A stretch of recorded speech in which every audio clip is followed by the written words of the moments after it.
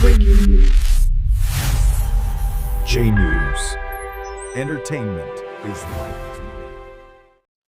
দাদা, গতকাল তৃণমূল কংগ্রেসের পক্ষ থেকে মহেশতলা থানায় একটা ডেপুটেশন দেওয়া হয়েছে।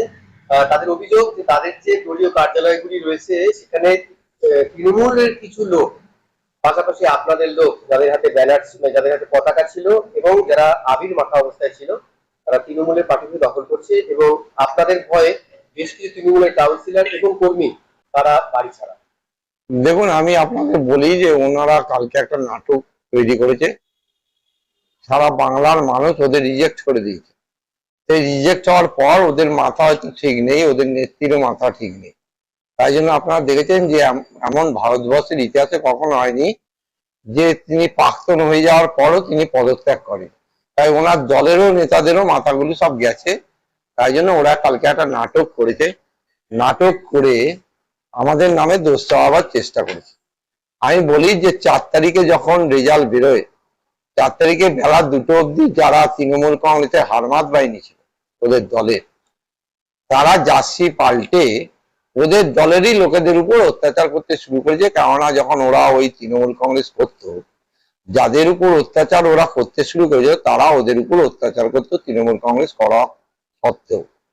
তার রিভাইজ নেওয়ার জন্য ভারতীয় জনতা পার্টির জার্সি অনেকে সেদিনকে গায়ে দিয়েছিল। কিন্তু আমাদের দলের নির্দেশ ছিল যে কোনো মানুষের উপর যাতে আমাদের দলের কর্মীরা অত্যাচার, ভাঙা বা আগুন ধরানো এমন কোনো ঘটনা যাতে না ঘটে। আমরা সেই অনুযায়ী আমাদের দলের একজনও কর্মী সেদিনকে কিন্তু বিজয় উৎসবও আমরা এখন অবধি পালন করিনি, বা কোনো মানুষের গায়ে আমাদের দলের কর্মীরা হাত দেয়নি। ওদের দলের কর্মীরাই জার্সি বদল করে ভারতীয় জনতা পার্টির বদনাম করার জন্য একটা চক্রান্তের মধ্যে দিয়ে এই ঘটনা ঘটি। আমি বলি যে ওনারা বলেছেন ওনাদের পার্টি অফিস। আমি আপনাকে কিছু ছবি দেখাবো যে বাংলার সাধারণ মানুষ যাদের উপর দীর্ঘদিন তৃণমূল কংগ্রেস অত্যাচার করেছে হারমাত বাহিনী, সেই সাধারণ মানুষ সেদিনকে প্রতিরোধ এবং প্রতিবাদের ঝড় তুলে দিই। সেই ঝড়ের পর দেখা গেছিল যে তৃণমূলের পার্টি অফিসের ভিতর থেকে ওদের মহেশতলার যুব সভাপতি শুভনাথ চৌধুরী, ওনার পার্টি অফিসের ভিতর থেকে কয়েকশো ডান্ডা বেরিয়েছে, লাঠি। ওনার পার্টি অফিসের ভিতর থেকে শাবল, তরোয়াল, ঠোঁট এসব বেরিয়েছে। এবং ওনার পার্টি অফিসের ভিতর থেকে আলমারির ভিতর থেকে মদের বোতল, একের পর এক মদের বোতল বেরিয়েছে। তা ওটা একটা যদি রাজনৈতিক দলের পার্টি অফিস হয়, তাহলে সেই পার্টি অফিসে কেন অস্ত্র শস্ত্র মজুত করা হয়েছিল, কেন মদের বোতল মজুত করা হয়েছিল, তার ছবি আমাদের কাছে আছে। আপনারা চাইলে সেই ছবি আমি আপনাদের কাছে তুলে দিতে পারি। ওদের দলের নেতা এই বাটানগরকে যিনি শ্মশানে পরিণত করে দিয়েছে, পুরো বাটা কোম্পানিকে যিনি লাটে তুলে দেওয়ার ব্যবস্থা করেছে, বাটার জমিগুলিতে যিনি প্রমোটিং এ দাঁড়িয়ে 2 হাতে কামাই করেছে, সেই ওদের মানুষের উপর অত্যাচার চালিয়েছে, সেই ওদের দলের কাউন্সিলর 32 নম্বর ওয়ার্ডের মহেশতলা পৌরসভার সিআইসি জল দপ্তরে পীযূষ দাস, তার 32 নম্বরের পার্টি অফিস থেকে একের পর এক কয়েক হাজার সাদা থান বেরিয়েছে। তাদের উদ্দেশ্যে উনি থান এনে মজুত করেছে। কেন নির্বাচনের আগে, যেদিনকে নির্বাচন হয় 29 তারিখে, তার আগে এই অঞ্চলের মানুষের ঘরে ঘরে সাদা থান পৌঁছে দিয়েছিল কেন? আমি এই প্রশ্ন ওনাদের কাছে রাখতে চাই। তাই সাধারণ মানুষ সেদিনকে প্রতিবাদ এবং প্রতিরোধের মধ্যে দিয়ে তারা যে দীর্ঘ 15 বছর তৃণমূল কংগ্রেসের জল্লাদদের হাতে অত্যাচারিত হয়েছে, তার বিরুদ্ধে সেদিনকে সাধারণ মানুষ প্রতিবাদ করেছে। এটা ভারতীয় জনতা পার্টি করেনি। ভারতীয় জনতা পার্টি সারা মহেশতলার যেমন শান্তি বজায় রাখছে, সারা পশ্চিমবাংলাও শান্তি ভারতীয় জনতা পার্টি বজায় রাখছে। এখানকার যিনি তৃণমূল কংগ্রেসের প্রার্থী হয়ে দাঁড়িয়েছেন সুভাষিস দাস, তিনি বলছেন, যেটা আমরা সাংবাদিকদের প্রশ্ন করেছিলাম, যে বিজেপির পক্ষ থেকে বলা হচ্ছে যারা পার্টি অফিস দখল করছে, ভাঙচুর করছে এবং অগ্নিসংযোগ করছে, তারা কেউই সরাসরি বিজেপির সঙ্গে যুক্ত নয়। তার পরিপ্রেক্ষিতে উনি বলছেন যে তাহলে বিজেপির পক্ষ থেকে বলা হোক পুলিশকে যে এই ছেলে যারা নাকি দখল করছে তারা আমাদের ছেলে নয়, এদেরকে গ্রেফতার করা হোক। দেখুন, আমরা প্রশাসনকে বলেছি, প্রশাসন সেই অনুযায়ী একের পর এক গ্রেফতারও করেছে। এবং ওনার পিতা মহেশতলা পৌরসভার চেয়ারম্যান, উনিও স্বীকার করেছেন আপনাদের মধ্যে দিয়েই, উনিও বলবার চেষ্টা করেছেন বা স্বীকার করেছেন যে ভারতীয় জনতা পার্টির কোনো কর্মী নেই, ওনার দলেরই কর্মীরা জার্সি বদলে ওনাদের যে অত্যাচার তাদের উপর হয়েছিল তার রাগে বহিরাপ্রকাশ ঘটে, এটা ওনারাও স্বীকার করেছে। ভারতীয় জনতা পার্টির একজন কর্মীও এই কসবা জিএসআই হাসপাতালের সামনে যে পার্টি অফিসটা সেটা শুধু দখল নয়, মানে রং করে নামও দেওয়া হয়েছে অলরেডি, তাহলে তারা কারা? আমি বলি ওটা আমাদের দলের কেউ না। আবার আমি বলছি আমাদের দলের থেকে একটা পার্টি অফিসও আমরা দখল করিনি। আমি প্রমাণ দিয়ে দিতে পারি তৃণমূল কংগ্রেস আমার নিজের ব্যক্তিগত পার্টি অফিস, অর্থাৎ আমি যখন কাউন্সিলর ছিলাম এই কাউন্সিলরের কাজ করার জন্য আমি কোনো রাজনৈতিক দলের নাম লিখে পার্টি অফিস তৈরি করিনি, সাধারণ মানুষের কাজ করার জন্য একটা অফিস তৈরি করিনি, যাতে যারা সিপিএম করে তারাও যাতে আমার থেকে কাউন্সিলর হিসেবে কাজ নিয়ে যেতে পারে, যারা কংগ্রেস করে তারাও যাতে নিয়ে যেতে পারে। কোনো রাজনৈতিক দলের পার্টি অফিসে অনেকেই অন্য রাজনৈতিক দলের কর্মীরা ঢুকতে চায় না বা সমর্থকরা ঢুকতে চায় না, তাই জন্য আমিও আমার নিজের পয়সায় একটা অফিস তৈরি করেছিলাম। তৃণমূল কংগ্রেস সেই অফিসটাও দখল করে নিয়ে নিয়েছে, আর ওনারা বলছে ওইটা ওদের পার্টি অফিস। আমি বলি ওইটা ভারতীয় জাতীয় কংগ্রেসের পার্টি অফিস ছিল, ওনারা গায়ের জোরে সেদিনকে দখল করেছিল ভারতীয় জাতীয় কংগ্রেসের পার্টি অফিসটা। আর ওখানকারই কিছু মানুষ যারা দীর্ঘদিন অত্যাচারিত হয়েছে তারাই ওখানে নেমে এসে ওদের পার্টি অফিসটাকে পরিবর্তন করে দিয়েছে। ভারতীয় জনতা পার্টি তার সাথে যুক্ত না। ভারতীয় জনতা পার্টির পক্ষ থেকে আপনারা কি প্রশাসনকে প্রস্তাব দেবেন যে যেই ভাঙুন যারা ভাঙুন তাদের বিরুদ্ধে আইনি ব্যবস্থা নেওয়া হয়? একদম, ভারতীয় জনতা পার্টি পরিষ্কারভাবে প্রশাসনকে বলে দিয়েছে যারাই এই কাজ করবে তাদের বিরুদ্ধে আইনত ব্যবস্থা গ্রহণ করা হবে। এবং আপনারা জানেন না আমি যে এখানে বসবাস করি তার পাশেই বা আমি যে ওয়ার্ডের আগে কাউন্সিলর ছিলাম সেই ওয়ার্ডে সাম্প্রদায়িক দাঙ্গা বাঁধাবার চেষ্টা করেছিল তৃণমূল কংগ্রেস, এবং সেই দাঙ্গা বাজিয়ে দিয়ে যাতে বাংলায় অশান্ত করা যায় তারও চেষ্টা করেছিল তৃণমূল কংগ্রেস। এবং আমাদের কাছে এ খবরও আছে তৃণমূল কংগ্রেস মন্দির এবং মসজিদে এমন কিছু ঘটনা ঘটাবার চেষ্টা করছে যাতে এই পশ্চিম বাংলায় আবার নতুন করে একটা দাঙ্গা সৃষ্টি হয়। তাই আমরা সকল মানুষের কাছে, সমস্ত ধর্মের মানুষের কাছে আবেদন করব আপনাদের ধর্মীয় স্থানগুলোকে আপনারা সুরক্ষিত রাখুন, আপনারা নজরে রাখুন যাতে তৃণমূল কংগ্রেস এই নোংরা রাজনীতির খেলা পশ্চিমবাংলায় আর নতুন করে খেলতে না পারে। তার জন্য আমরা সবার কাছে আবেদন করব ভারতীয় জনতা পার্টির পক্ষে।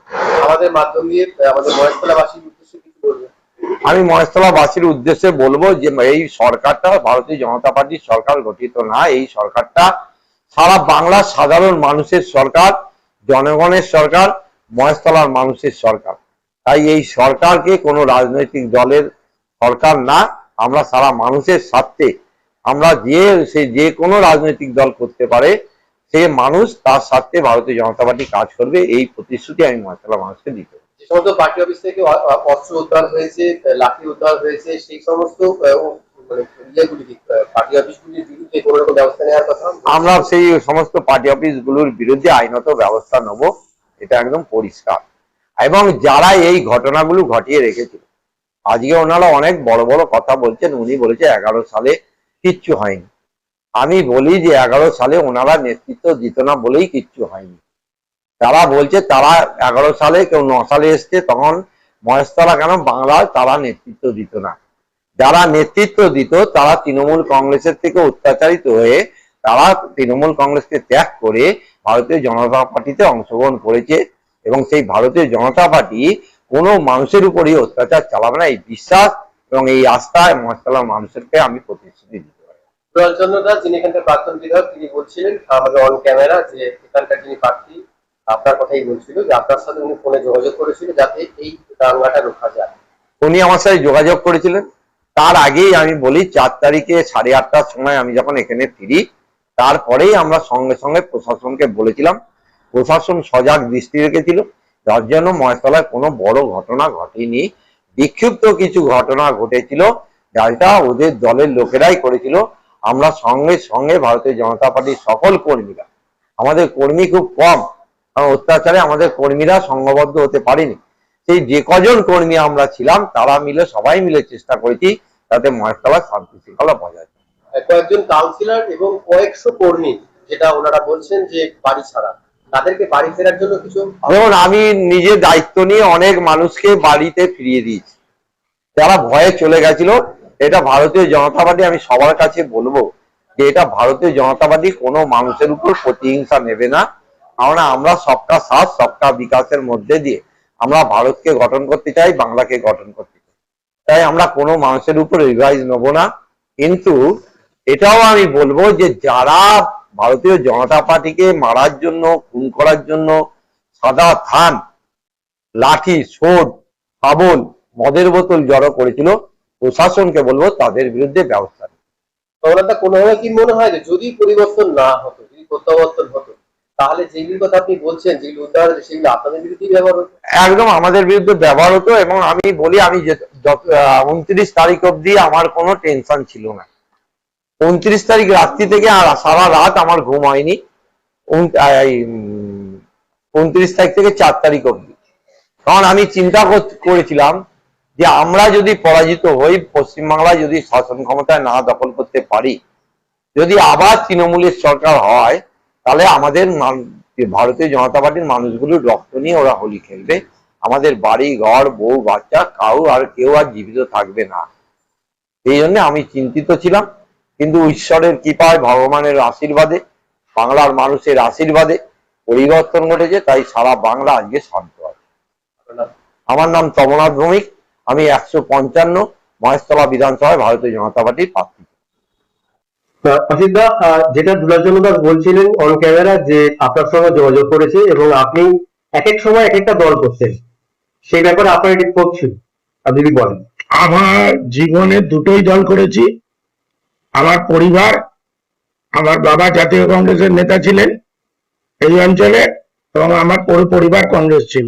কিন্তু 2019 সাল থেকে আমি সহ আমার পরিবার ভারতীয় জনতা পার্টির সাথে যুক্ত হয়েছি এবং এদের বিচারধারার সাথে যুক্ত হয়েছি। বিজেপির আদর্শকে গ্রহণ করেই আমি যুক্ত হয়েছি। আমি কোনো কালে তৃণমূল কংগ্রেস করিনি। দুলাল বাবু যে কথা বলছেন, দুলাল বাবু আগে নিজের পিছনে আঙুলটা দিয়ে দেখুক যে উনি প্রথমে করতেন কংগ্রেস, তারপরে কি দাঁড়িপাল্লা কংগ্রেস, তারপরে আবার কংগ্রেস, তারপরে হচ্ছে প্রগতিশীল ইন্দিরা কংগ্রেস, তারপরে এখন হচ্ছে তৃণমূল কংগ্রেস। তাহলে কটা পার্টি হতো? তাহলে উনি ভুলে গেছেন, আর উনি না জেনেই একজনের সমালোচনা করছেন। আমি তো ওনাকে ফোন করতে যাইনি। ওনার যদি আমি দেখেছি উনি খুব তাচ্ছিল্যের সাথে কথাগুলো বলছিলেন। এখনো ওনার দম্ভ কমেনি। ওনার ছেলে জিতেছে তো কি হয়েছে? হয়তো একটা সম্প্রদায়কে বোকা বানিয়ে ওনার ছেলে মহেশতলা থেকে জিতেছে। আগামী ভোটে আর জিততে হবে না। যারা ভোট দিয়েছে তারা আগামী দিনে আর দেবে না, আমরা নিশ্চিত। কাজেই আমি বলছি, দুলাল বাবু আগে নিজেরটা দেখুন। জাতীয় কংগ্রেসের যে অফিস নেতাজি পার্ক সেক্টর 1-এ, সেটা কাদের অফিস? মিউনিসিপ্যালিটি আপনি যান, রেকর্ড দেখুন, ওই হোল্ডিং নাম্বারে কংগ্রেস ভবন বলে উল্লেখ করা আছে। আমি যখন বাটা ব্লক জাতীয় কংগ্রেসের সভাপতি ছিলাম, ওইখানে মিউনিসিপ্যালিটির যে ট্যাক্স, সে আমি ভরতাম। ওই নামের স্লিপ এখন আমার বাড়িতে খুঁজলে পাওয়া যাবে। উনি দেখুন, আগে ওপরের পার্টি অফিস ওনারা দখল করে রেখেছে, আমরা রাখিনি। আর আমরা খেয়েছি বলে এখনো শান্ত আছে। আর ওনারা যদি এইরকম কথাবার্তা বলে, আমাদের যদি পরিচিত করেন, তাহলে কিন্তু এর পরে দায় আমরা নেব না, দায় ওনাদেরই নিতে হবে। আমি অসিত নাম, কনভেনার, মহেশতলা ভারতীয় জনতা পার্টি।